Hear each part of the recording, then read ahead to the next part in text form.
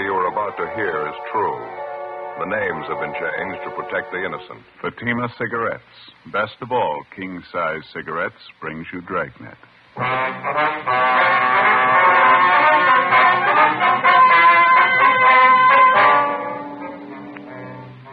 You're a detective sergeant. You're assigned to burglary detail. One of your informants contacts you by telephone. He says he wants to see you immediately. He claims knowledge of more than 24 burglaries committed in your city. He offers the information despite threats against his own life. Your job, investigate. The latest Fatima sales report shows thousands and thousands of king-size cigarette smokers are switching to Fatima. For the month of October, coast-to-coast actual figures show Fatima sales are up 110%, or more than double. Fatima, best of all king-size cigarettes. Definitely the best quality in its class, but the same price as the cigarette you're now smoking. Remember, thousands of Americans are switching to extra mild Fatima. Next time, insist on the best, king-size Fatima, in the distinctive golden yellow package.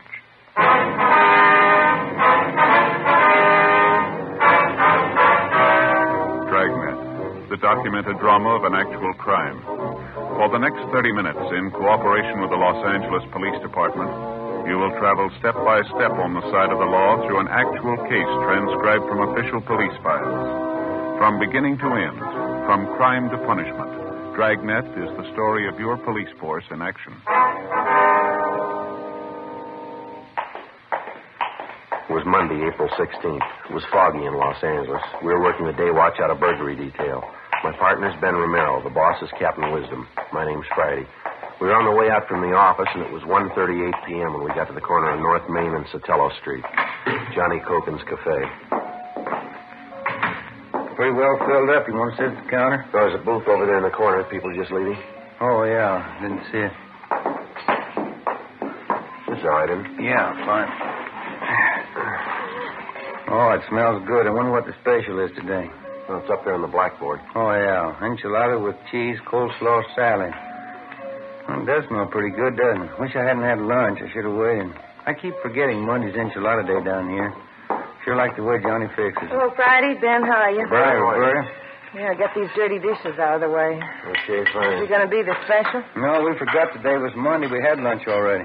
Too bad. What'll it be, just coffee? Yeah, it's fine. Friday? Yeah, same for me, Roberta. Both of them black, I guess. Okay, 2 blacks. Say, you haven't seen Smalley around this afternoon, have you, Roberta? Red Smalley? Red? No, I haven't seen him for a couple of days. Okay. Thought he said to meet him here at 1:30. Well, he'll be along. He's never been on time as long as I've known him. Yeah, I wonder what's eating him. He sounded a little excited on the phone. Did he give you any idea what it was all about? No, just said it was important. Had to see it.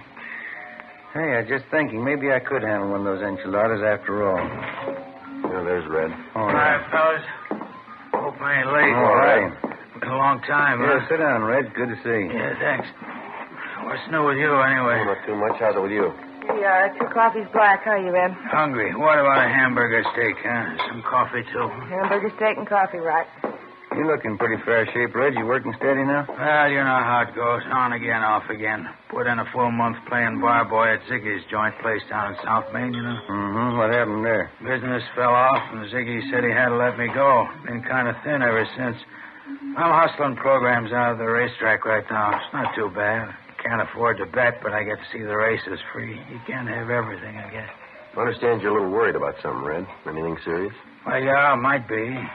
Like I was telling Romero on the phone, it wouldn't do me no good if it got out. I mean, me talking to you about it, you know. He'd probably tie a can on my tail if he knew I told you. Who's that? Guy by the name of Jeff Allen. Know him? No, it doesn't sound familiar to me. Ben? Me neither. Who is he, Red? Second-story worker. Lots of savvy, too. He's fell a couple of times on burglary raps. Knows his business, so got a lot of moxie. How long's he been in town, you know? Well, about 6 months, I think. Come from the east. Finished a stretch back in Michigan. He's a real pro. Uh-huh. What's he doing out here, Red? Well, matter of fact, that's what I want to talk to you about. Figured maybe you ought to know. Yeah? He's doing real good, the way I get it. I heard him and a couple other guys talking about it one night down at Ziggy's. They were having a couple of beers. Guess they didn't think I could hear him. What'd they have to say? This guy Allen was running off about how good he was doing, how many places he knocked over in the last couple of months, how much stuff he took. And what's he look like, Red? Oh, pretty average, about my height, dark hair, little scar right here in his chin. Mm-hmm. About 160, 70 maybe, 36 years old. Usually wears leather jacket and black one. All right, Red, here you go. Burger, steak, coffee. Yeah, fine. Sure got a good appetite these days. Working out in the air, you know, it does you good. Yeah. Yeah. I'll show you on passing that ball with Fletcher, Sergeant. Oh, yeah. Here you go. Good. These burglary jobs Alan's supposed to be pulling, Red. Where's he working them? Do you know that? No, I guess I don't. All over town, I suppose. Sure good hamburger.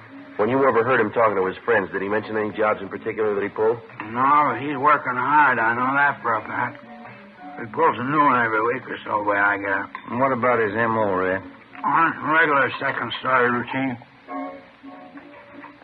He uses a Jimmy or a small pinch bar. Usually goes through a window. Does he work alone? Strictly. His French bread's nice and fresh. Yeah. Where's Alan staying in town? Do you know, Red? No, I don't. I know where you can find him, though. The 1322 Club out on North Pass.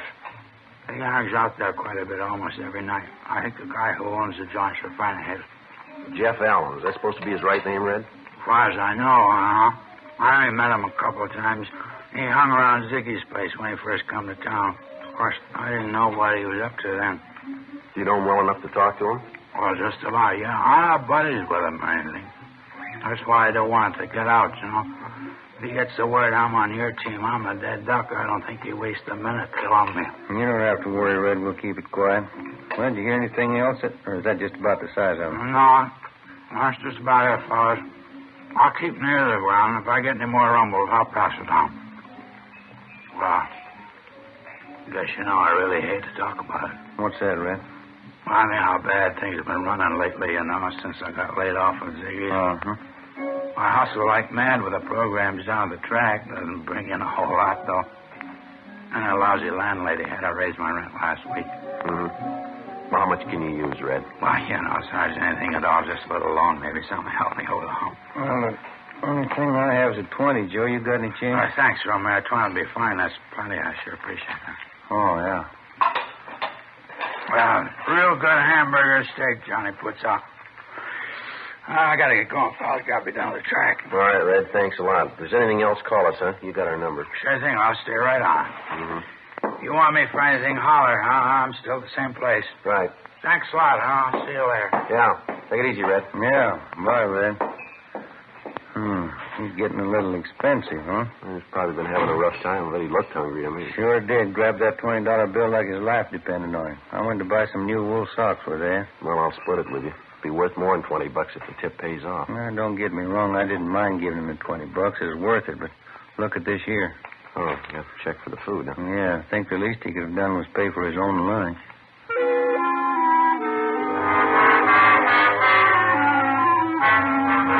By and large, the character of the informant, in fact or fiction, isn't generally regarded with too much sympathy. To most people, the informant's nothing more than a stool pigeon, a squealer, somebody who, by the very act of informing, commits a sin against a supposedly popular unwritten law. Well, it's obvious that this isn't always so, because in the interests of law enforcement and justice, which means the betterment of the community, the informant very often plays a major role.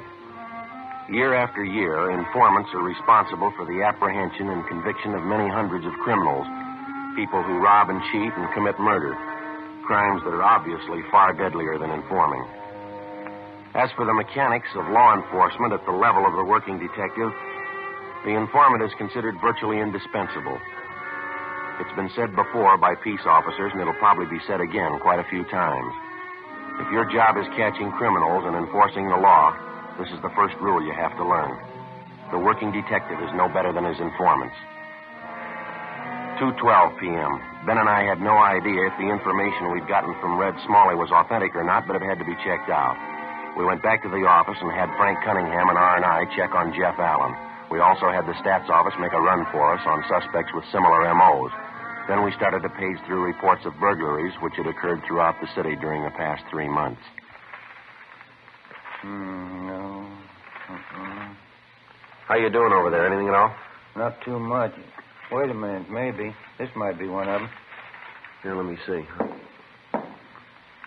Home in Hollenbeck Park neighborhood. Burglar's M.O. matches out and a time element, too. Happened 6 weeks ago. Window on the second floor of the house was pried open. They took furs and money, $23. Uh-huh. That the only one you found? Another one here I took out a minute ago.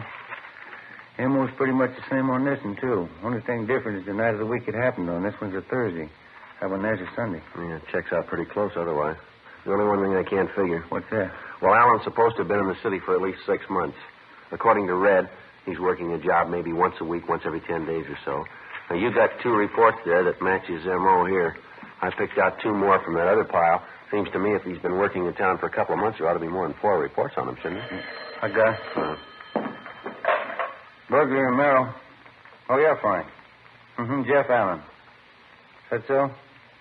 Oh, you have, huh? Okay, right, Frank. Thank you. Yeah? Why not? Got to make on Allen. He's had one arrest here 4 years ago on a vag charge. He's a loser out of Michigan. Fell for burglary. Never been picked up for burglary here, though. He isn't registered. And that's all, huh? That's it. Doesn't seem to gel right to me, does it to you? A lot of loose ends to figure out. I wonder if Red was handing us a line on this thing. Why would he? Well, maybe he needed that $20 touch. Maybe this Jeff Allen's an old pal of his. Red had a falling out with him. He wants to get even with him, I suppose. Possible, I guess. I don't know. Hi, Joe. Ben? Oh, hello, Tabor, what do you say? What's with you? You still in that stakeout south end of town? Yeah, 3rd week. Sure getting dull. You two are busy. What's all this? Oh, we got a tip on some prowl artist trying to get a line on him. Take a look at this 3.1, will you, Jim? You run into any jobs recently that stack up like this in here? I see. We're shooting in the dark on it so far. I don't know if we got anything or not. I'd say you got it. Burglary report in 77 Division this morning. Happened to check it when I was out there. Same M.O. as this? Same everything. 4:55 p.m. Ben and I went down the hall to the record bureau and picked up a couple of mug shots of the suspect, Jefferson Allen. Then we drove out to the 1322 Club on North Ferris Avenue in the Silver Lake District, the neighborhood bar where Allen spent most of his time, according to our informant, Red Smalley. We staked out in a car down the street where we could keep an eye on the front door to the bar and still not look suspicious. Between 5 and 7:30 p.m., we watched at least 24 customers entering or leaving the bar, but none of them came close to Allen's description. 8 p.m., nothing. By the time we were relieved on stakeout at 11 p.m., Allen still had failed to show. Late the following afternoon, we were back at the same spot, watching for a sign of the suspect. 6:48 p.m. How you fixed for smokes? Oh, I think I got a couple left. Now, here you go. Oh, thanks. Los Angeles. I got a light here. Yeah. 11A, 6th and Spring. 11A, 6th and Spring. Hey, have a look, Joe. Gray hat, dark suit. Just came out of the bar. Yeah, coming this way. Yeah, I'll buy it. That's him. Getting in that blue sedan. All right, don't press him. Let's give him a good lead. All right. He's getting in. What do you think, Joe? Let's wait a minute. All right. Yeah, okay, we're clear. All right. You got him spotted? Yeah, no trouble. That's a funny one, huh? Wonder why we didn't see him go in the bar. I don't know. Might be a delivery entrance in the back of the place we could have missed. Can you make out that license number? Can you pull out just a little? Yeah. That's good. Yeah, let's see. 7 Tom 7 972. I better check it. 80K to Control 1. 80K to Control 1. Control 1 to 80K. Go ahead. Control 1, request rolling make and DMV on 7 Tom 7 972. That's 7 Tom 7 972. Control 1 to 80K. Roger. Stand by. KMA 367. Doesn't seem to be in any great hurry. Barely poking along. Where is he now? I can't see. Just turn right on to Bronson. I want to give him plenty of lead. Yeah. That's him up ahead there. Picking up speed. Now, don't lose him. All right. Control 1 to 80K. Control 1 to 80K. Come in, please. Here we go. 80K to Control 1. Go ahead. 7 Tom 7972. The car is registered to D. Denver J. John Carpenter, 1322 North Ferris Avenue, Los Angeles. 80K to Control 1. Roger. KMA 367. Carpenter. Same guy owns the bar, isn't it? His Allen must know him pretty well. Well enough to use his car. Wonder what the pitch is there. You checked on Carpenter, didn't you? Yeah, clean bill of health, no record. Yeah, up ahead there. Now he's slowing down. Yeah. Turning up on that driveway. Pull up under that tree there, huh? Right. That's fine. See him? Uh-huh. He's getting out, going into that bungalow over there. Letting himself in the front door. No sign of anybody else there, huh? No. House was dark when we drove up, wasn't it? He couldn't be living there alone. He might be. Doesn't make much sense to me. Why would a single guy get himself a house that big? Well, let's wait it out. Maybe he'll come up with the answer. 9:15 p.m. We continued our stakeout on the bungalow on South Bronson Avenue. A little more than an hour passed when we saw the lights go out in the house. The suspect, Jeff Allen, came out the front door, locked up, got in his car, and drove off. Ben and I followed him. He drove directly to the bar on North Ferris Avenue, the 1322 Club. He parked his car and went inside. Ben and I drove back to the cottage on South Bronson and let ourselves in through the back door. A preliminary check of the house failed to give us any real proof that Allen was the suspect we wanted. The only possible lead we came up with was an expensive hunting rifle, which we found stored away in one of the closets. We copied down the serial number on the gun, drove to a neighborhood cigar store, called the office, and asked him to check out the number for us. Yeah, all right, Murph. We'll wait for the call. Yeah, thanks. How'd you do? Gonna check it through now. They'll call us. Good. I'm a little hungry, aren't you? Would you like candy bar? No, I'm getting a little tired of them. I wouldn't mind a square meal, though. My back's killing me. Never been so sore in my life. Why, what's the matter? Did you fall? No, nothing like that. It's my snoring again. You're snoring. What's that got to do with it? Almost broke my back. It was the wife's idea. She claims when I'm sleeping, I roll over on my back and snore, says it keeps her awake all night. Well, there's not much you can do about it, is there? Yeah, the wife thought of something. Supposed to be an old home remedy. She sewed a couple of golf balls right into the back of my pajamas. You get the idea behind it? If you roll over on your back, the golf balls dig into you, and you have to roll over on your side again. Mm-hmm. Well, so what happened to you? Well, I'm a sound sleeper. Rolled over on my back and stayed there. Slept on those golf balls all night. Woke up in the morning like to have died. Felt like I'd snapped a couple of vertebrae. Must be an easier way to keep you from sleeping on your back. Well, it wouldn't do any good anyhow, Joe. It just won't work. What do you mean? I snore just as loud sleeping on my side. I get it. Hello? Yeah, Murph. This is Joe Friday. Mm-hmm. W615344. Yeah, that checks. That was a serial number. When was that? Uh-huh. Yeah. Yeah, okay, Murph. Thanks. Bye. I think maybe we got a break. Yeah? They got a make on the gun we found. Is it registered to Allen? No, it was taken in a burglary 2 months ago.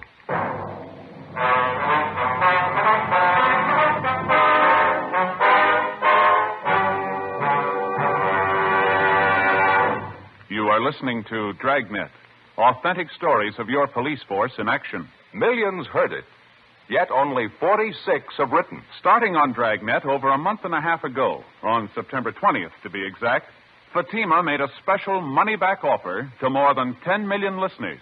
The results? Amazing. Millions heard it, yet only 46 have written. If you smoke king-size cigarettes, listen to Fatima's famous offer. Buy a pack of Fatimas. Enjoy their extra mildness and superbly blended tobaccos. If you're not convinced Fatima is better than the king-size cigarette you're now smoking, just return the pack and the unsmoked Fatimas before December 1st, and we'll give you your money back, plus postage. Fatima, Box 37, New York 1. Fatima's latest sales report shows Fatima sales up in every state in America. The month of October, coast to coast, actual figures show Fatima sales up 110%, or more than double. Yes, thousands and thousands of Americans are switching to king-size Fatima. So why wait? Switch to Fatima today. Extra mild. Best of all, king-size cigarettes.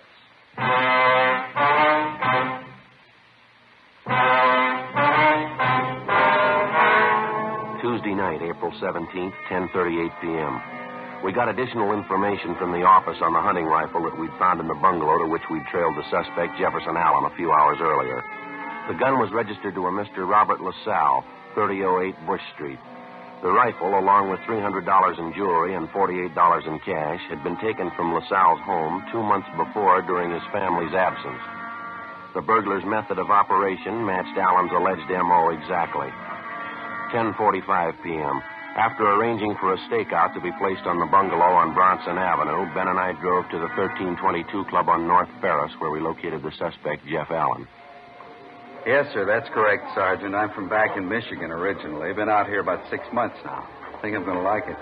Sure can't beat this weather, huh? You've been working here at the bar ever since you got in town, is that right? No, not quite. I've been here for about 4 months. Kind of a handyman job.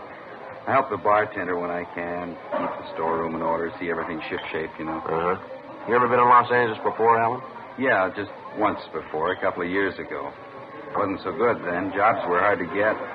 I ran into a little bit of trouble. Finally went back east again. I see. What was this trouble you had?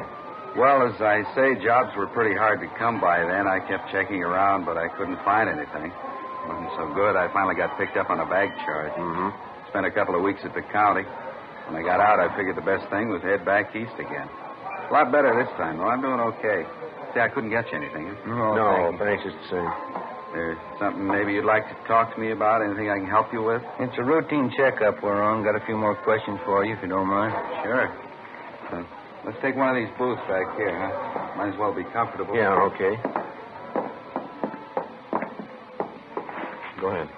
You sure I couldn't get you anything? A bottle of beer, Coke, maybe? No, thanks. You have your family out here with you, Alan, your wife? No, I'm not married, Sergeant. I haven't taken the plunge yet. Figure there's plenty of time for that. Hard enough to keep myself going these days, let alone a family. Yeah, I know what you mean. You ever been arrested before, Alan? I mean, other than that bag charge you mentioned, you ever served any big time? Yeah, matter of fact, I have, back in Michigan. Pretty dumb trick. I got in trouble as a kid. Burglary. Served all my time, though. I don't owe 'em a day. I'm washed up with that stuff a long time ago. It just doesn't pay, that's all. And that last time there was any trouble was that bag charge, is that it? Yes, sir, that's it. As I say, I'm all washed up with that stuff. It doesn't pay off at all. I got wise to that. Mm-hmm. Glad to hear it, Alan. You figure you're going to stay on here, then. Make this your permanent home. Yeah, I think I might. I sure like the weather. Job suits me, too. Boss even lets me use his car once in a while. Pretty nice, huh? Yeah. Where you living now? You got an apartment in the neighborhood here? Yeah, I got an apartment. Nice little place. Not exactly in the neighborhood, though. It's out in West Hollywood, right on a bus line. No trouble getting into work. Just a small apartment. Whereabouts in West Hollywood? You mind giving us the address? No, it's on Norwich Avenue. Why do you ask? It's part of this routine check we have to make. You mind very much if we drive out there with you, Alan, look the place over?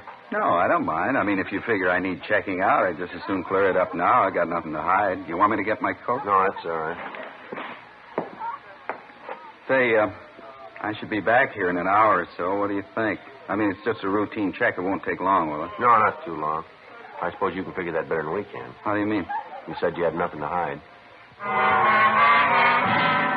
11:20 p.m. We drove the suspect, Jeff Allen, to his apartment on Norwich Avenue. It was more than 2.5 miles from the bungalow on South Bronson, where we'd followed Allen earlier that night and where we'd located the stolen hunting rifle. While Ben and I made a thorough check of the apartment, Allen sat relaxed in an easy chair. Ben and I covered everything in the apartment, but there was no evidence of any loot taken in the burglaries. That's about it, Joe. Checked everything. Okay. That's about it, huh, Sergeant? You fellas want a beer before we go back to the club? Just one or two more questions, Allen, and I think we can wash this thing up. Sure, Sergeant. Do you rent some other place in town? Another house or an apartment, maybe? Another place? No. Why would I do that? This is my apartment. This is where I live. Why do you ask that? About 6 o'clock tonight, you were seen going into a bungalow over on South Bronson, the same neighborhood as the club where you work.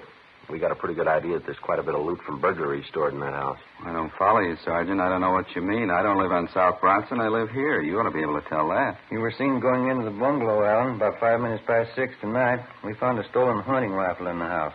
It was taken in a burglary. You think you want to tell us about it? No, I can't tell you anything about it. I don't have any bungalow on South Bronson. I'm not even sure I can tell you where the street is. Well, you better get your hat, mister. We'll show you. 11:48 p.m. We got in the car and started driving down Beverly Boulevard back toward the bungalow on South Bronson Avenue. When we got to the bungalow, the suspect still refused to admit that he had a key to the door or that he was in any way concerned with the place. We had him empty his pockets, and among his possessions we found a ring of keys. We tried them on the front door of the bungalow. The fourth one we tried opened it. We went inside. Allen still would admit nothing. Ben contacted the landlady next door, and she said she'd be right over. I continued questioning him while Ben checked through the house again. Hey, Joe. Joe, you want to come back here? I think we got something. Yeah, all right, Ben. You want to go ahead back there, Alan? Sure, okay. Still can't tell you what the score is, though. I don't belong in this place. It ain't mine. Well, that key you had seemed to fit the front door all right. How do you figure that? It doesn't mean anything. I had that key for years. I think it's a skeleton key. Opens almost any kind of lock. Down here, Joe. Small basement here. Leads right down off the kitchen. Yeah, all right. Go ahead, Alan.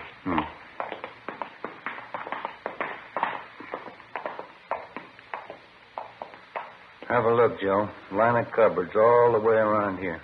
Check them for yourself. Yeah, all right. Pretty good haul. Furs, machinist tools. Jewelry. Quite a bit of it here. A couple of radios. 2 more hunting rifles. Come on, how about it, Alan? You want to save time for all of us now? You got it wrong, Sergeant. This isn't my place, I told you. When I got out of that trouble back east, I made up my mind I was all washed up with this kind of stuff. This house isn't mine. I haven't got anything to do with it. You're kidding yourself, Alan. You know that. No, you got it all wrong. You got it all mixed up. Well, we'll let the landlady tell us. The woman who owns this house, she's on her way over from next door. She ought to be able to tell us who she rented the place to. Wouldn't you say so? Wouldn't you? She might be wrong. It's possible. No, look, we got you dead to rights, mister. Why not face it? Can't. Won't do it. I made up my mind the last time. It wouldn't happen again. I was all washed up with it. I won't go through it again. They'll send me back. I won't be able to take it. Maybe you should have figured that before you started in. I didn't mean to. I was all washed up with that stuff. I told you that the first time I saw you, didn't I? Yeah. I'm sure of it, too. I wouldn't try it again. Didn't pay. It's just what I told you. I'm all through with it. I'm washed up with it. I never lied to you, did I? What's the difference? Huh? You lied to yourself.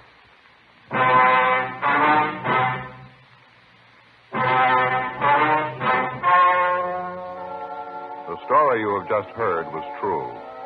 The names were changed to protect the innocent. On July 6th, trial was held in Superior Court, Department 86, City and County of Los Angeles, State of California. In a moment, the results of that trial.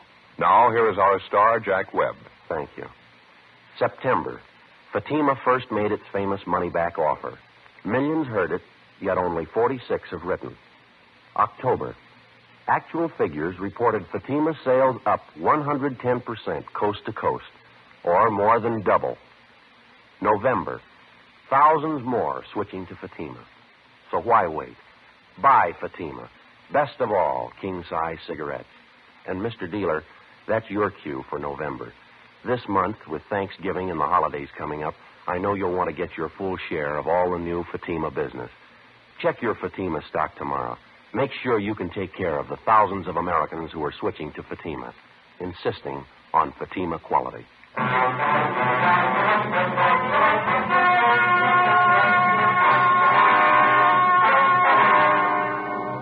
The apprehension of the suspect, Jefferson Harold Allen, resulted in clearing 22 cases of burglaries committed over the past 4 months. Allen was indicted on 22 counts of first-degree burglary and received sentence as prescribed by law. First-degree burglary is punishable by imprisonment in the state penitentiary for not less than 5 years. Ladies and gentlemen, only 2.6 patients out of every 100 reaching the most forward hospitals in Korea died later. The comparable figure in World War II was 4.5. According to official medical statements, the almost miraculous success in saving the lives of casualties is owing in part to the prompt use of blood plasma on the battlefield and whole blood in military hospitals. Whole blood reduces shock, a potential killer, and replaces blood lost through bleeding. In the treatment of many battle casualties, there's no substitute for blood. Every American who has given blood can and should feel he personally has contributed directly to the saving of the life of an American boy. This month, your country is short 300,000 pints of blood.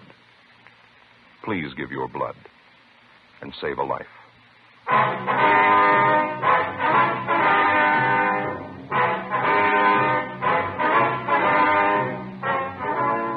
You have just heard Dragnet, a series of authentic cases from official files. Technical advice comes from the Office of Chief of Police W.H. Parker, Los Angeles Police Department. Fatima Cigarettes, Best of all, king-size cigarettes has brought you Dragnet, transcribed from Los Angeles. Today's the silver anniversary of NBC.